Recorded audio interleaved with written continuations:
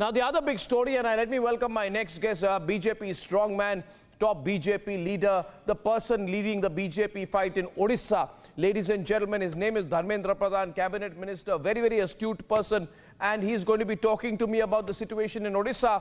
Before I go to you, Dharmendra Pradhan ji, this is what we are reporting about. Former allies BJP and BJD apparently at loggerheads. But some people are saying, if you talk to any BJP leader, like if you talk to Amit Shah also, he'll say we'll get a lot of seats. BJP leaders say we'll get 16 seats in Odisha. Now the question is, how is the BJP so confident? Is there a friendly fight?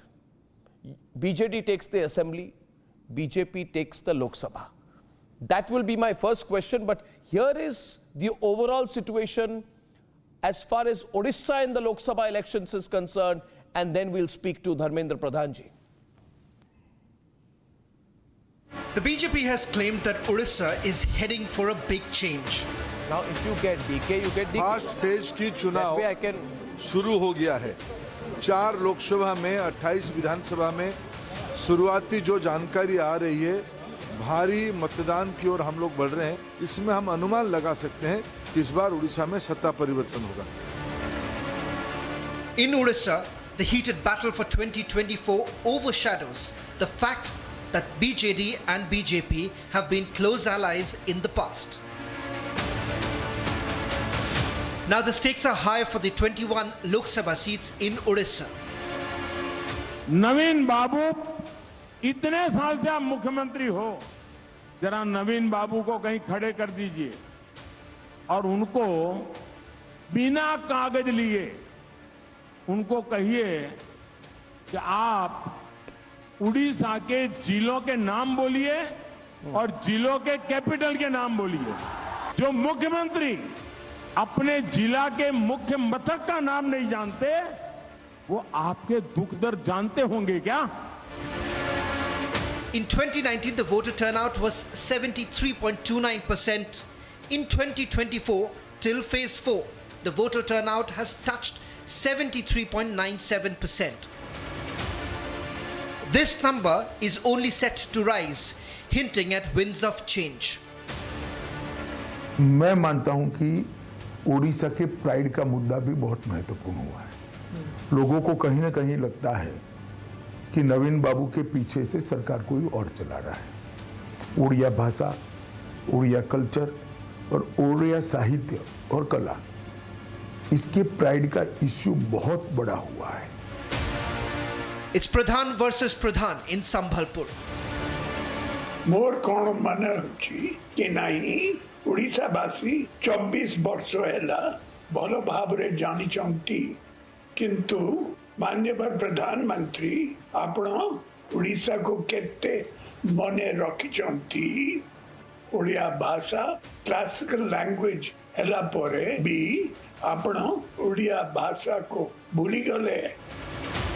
The question is, will BJP's claim of restoring Odia pride beat Patnaik's 2-decade-long rule? Now, yes, everybody talks about Uttar Pradesh, they talk about Tamil Nadu, they talk about Karnataka, but people forget there are 21 Lok Sabha seats in the fairly large state of Odisha. 21 seats. Now, Dharmendra Pradhan ji, in the analysis of where BJP may lose, people forget where BJP may gain. So, what is the picture as far as BJP individual gains are concerned in Odisha? Where do you stand now and where do you hope to go in this election? Arnab जी, आपको बहुत धन्यवाद। आपने शुरू में ही कहा कि हमारी कोई अलायंस था। बीजू जनता दल के साथ हमारी अलायंस 2009 से हम अलग अलग लड़ रहे हैं।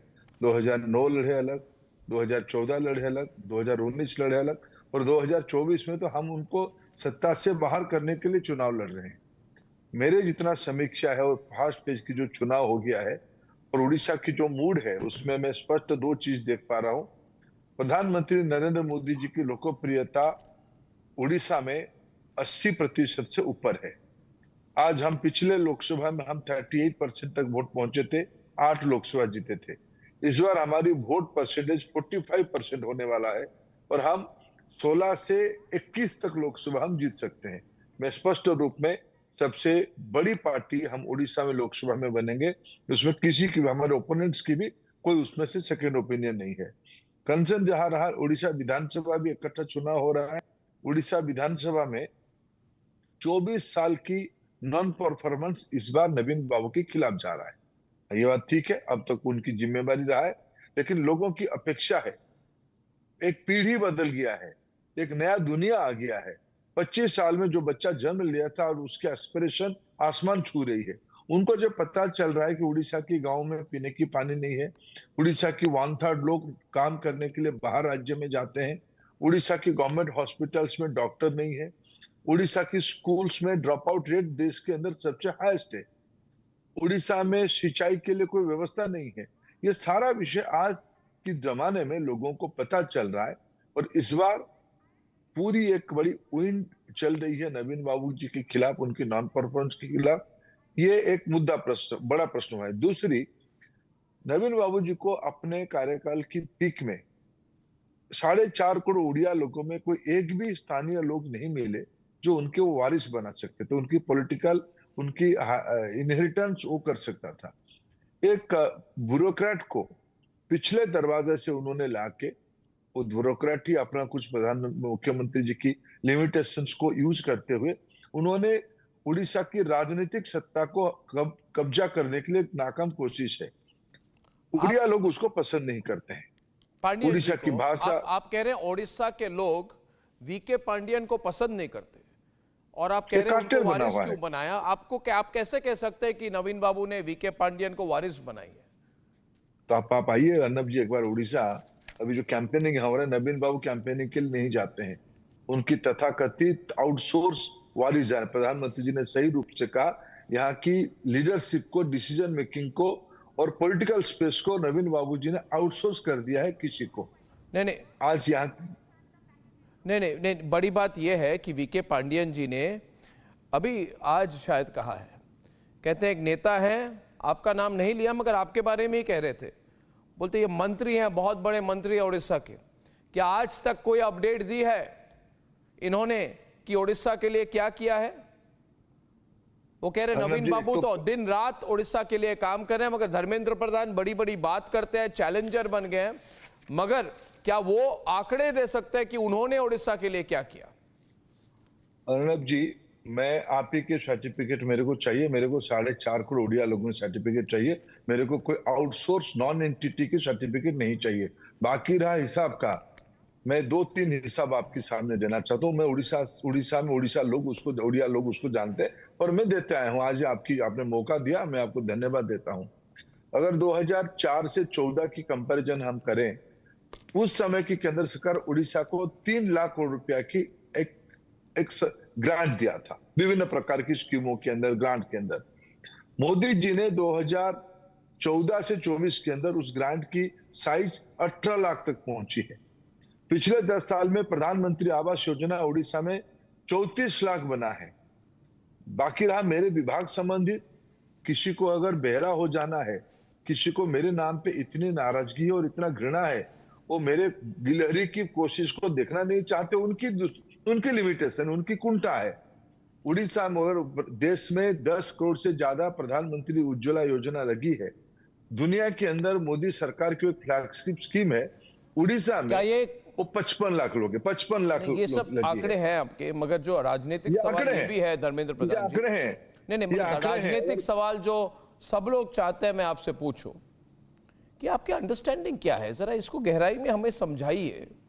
ये फ्रेंडली फाइट है, ये फ्रेंडली फाइट है क्योंकि ये देखा गया है, और कह रहे कि नवीन बाबू इस बार खुद भी कैंपेन नहीं कर रहे ज्यादा, बीजेपी के जितने के प्रतिद्वंदी है, वो आप हो, संबित पात्रा हो, कोई भी हो, किसी के खिलाफ डायरेक्टली ज्यादा अटैक नहीं कर रहे, कैंपेन नहीं कर रहे, एक तरह से वो सहमे हुए हैं, बहुत ही कंट्रोल्ड में कैंपेनिंग कर रहे हैं बीजेपी के खिलाफ, और आप भी उनको असेंबली में थोड़ी खुली छूट दे रहे हैं। क्या ये सच है? अर्नब जी, आज हम उड़ीसा में असेंबली में बहुमत हासिल करने वाले हैं। उड़ीसा में पहली बार भारतीय जनता पार्टी की मुख्यमंत्री बनेंगे, उड़ीसा में बीजेपी की सरकार होगी। स्वयं प्रधानमंत्री जी ने उनकी पहला मीटिंग में उड़ीसा की जनता को न्योता दिया है 10 जून को उड़ीसा में बीजेपी सरकार गठन होगी, मुख्यमंत्री शपथ लेंगे। कोई सवाल ही नहीं है कोई गठबंधन की, बात सही है। हमने आज जो बात करें कैंपेनिंग दोनों की ओर से सहमे हुए, ऐसा नहीं है। आज तो मुख्यमंत्री जी मेरे लोकसभा के अंदर एक असेंबली सेगमेंट में खुद प्रचार में थे, तो उनके प्रचार कर रहे हैं। देखिए, विषय सिद्धांत की है, उड़िया अस्मिता की है, उड़िया गौरव की है, उड़ीसा की भविष्य की सुरक्षा की है। उसमें भारतीय जनता पार्टी बड़ी जिम्मेदारी के साथ। कितने सीट आप देख रहे हैं बीजेपी के लिए? क्योंकि पिछली बार आपकी वोट शेयर काफी थी मगर सीट्स नहीं थे आपके पास। इस बार आप कितने सीट्स देख रहे हैं, कितना वोट शेयर आप देख रहे हैं? अर्नब जी, आप एक बड़े विद्वान समीक्षक हो। हम 2014 में भी तीसरे नंबर पार्टी थे। 2019 आते आते हम लोकसभा में 38% वोट पे पहुंचे और विधानसभा में 32% वोट में पहुंचे। एक होने के लिए दो होना पड़ता है। इस बार हम एक हो ही जाएंगे। लोकसभा में मेरा व्यक्तिगत अनुमान है हम 21 का 21 लोकसभा जीतेंगे। विधानसभा में हम थोड़ा डिफरेंशियल वोट हो सकता है, लेकिन विधानसभा में इस बार नवीन बाबू जी का जाना तय है। हम बहुमत से ऊपर सीट लेके आएंगे और सरकार बनाएंगे। Viewers, I want to explain this, Angrezi और हिंदी में दोनों समझाऊंगा कि बात जो धर्मेंद्र प्रधान जी कह रहे हैं और बहुत गहराई से कह रहे हैं। देखिए, इसको समझने की जरूरत है। बीजेपी जब इतनी कॉन्फिडेंट लग रही है तो they are looking at states like Odisha and Bengal. People are only talking about south. The focus should also be on East. 3 states, ladies and gentlemen. Shubhendu Adhikari leading the charge in Bengal along with Amit Shah, Prime Minister. We have Dharmendra Pradhan leading the charge in Odisha. And we have Himanta Biswa Sharma leading the charge in Assam and the Northeast. If Assam they get 11, even if they get 15, 16 in Odisha, not 21, that takes it to 26. And then if in Bengal they get even 22 or 23, that means the BJP could be close to 47 to 50 seats only from 3 states. तो मुझे लगता है कि जो पूर्व और पूर्वोत्तर की बात है वो नेशनल पॉलिटिक्स में ज्यादा नहीं हुई है। इस बार फोकस नॉर्थ और साउथ पे ज्यादा रहा है। आपका क्या मानना है धर्मेंद्र जी? देखिए, पिछले बार भी हम 18 + 8 ये 26 प्लस आसाम में शायद हम 12 सीट जीते थे। 9 सीट थे आपके, 9 सीट थे पिछली बार। 9 सीट था, तो लगभग हम लोग 35 सीट जीते थे। इस बार उसको हमने निश्चित रूप में 15 सीट और पक्का मिलने वाले हैं। 50-55 का एक बास्केट ईस्टर्न इंडिया में बोलने वाला है। ये ऐसे नहीं हुआ है। पिछले 10 साल में प्रधानमंत्री जी ने पूरी अपना व्यक्तिगत ताकत, पूरा मंत्रिमंडल की ताकत, सरकारों की स्कीम, सरकार की पॉलिसी, सरकार की रिफॉर्म। मगर आपको एक उदाहरण दूं, उड़ीसा में हमारी सरकार नहीं था, लेकिन मोदी जी ने कभी उड़ीसा को अनदेखा नहीं किया था। 2014 में मोदी जी आने के पहले उड़ीसा की मिनरल रेवेन्यू 5000 करोड़ रुपया था। ये उड़ीसा की इकोनॉमिक सर्वे की रिपोर्ट में पिछले साल का कोट कर रहा हूं। इस पिछले साल उड़ीसा की मिनरल रेवेन्यू 49,000 करोड़ हो गया। ये मोदी सरकार की रिफॉर्म का सबसे बड़ा लाभार्थी कोई है तो उड़ीसा है। मिनरल डेवलपमेंट फंड की सबसे ज्यादा लाभार्थी कोई है? पिछले 6-8 साल में 25,000 करोड़ रुपया की ज्यादा रिसोर्स उड़ीसा को मिला है मिनरल रिसोर्स, मिनरल MDF में। ऐसे सारे चीजों का प्रधानमंत्री आवास योजना कहाँ ज्यादा मिला है? ईस्टर्न इंडिया में मिला है। LPG कनेक्शन कहाँ मिला है? ईस्टर्न इंडिया में मिला है। पोर्ट डेवलपमेंट कहाँ हुआ? ईस्टर्न इंडिया में हुआ। एयरपोर्ट्स कहाँ बना? इन्हीं इलाका में हुआ है। NH का काम ज्यादा कहाँ हुआ? इसी इलाका में हुआ। ये सारा चीज के अंदर एक गरीबों में, पूर्व भारत के लोगों में मन में एक कॉन्फिडेंस आया है, हाँ मोदी हमारी प्रधानमंत्री हैं, हम उनके साथ रहेंगे, विकास और दुगनी तिगुनी होगा। यही कॉन्फिडेंस विशेष करके महिलाओं में यह नया आत्मविश्वास बनाया है।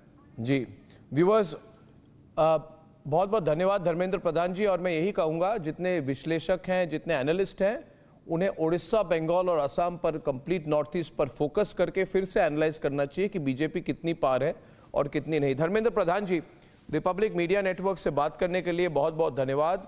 Thank you very much for taking time from your campaigning on the ground. Wish you all the best.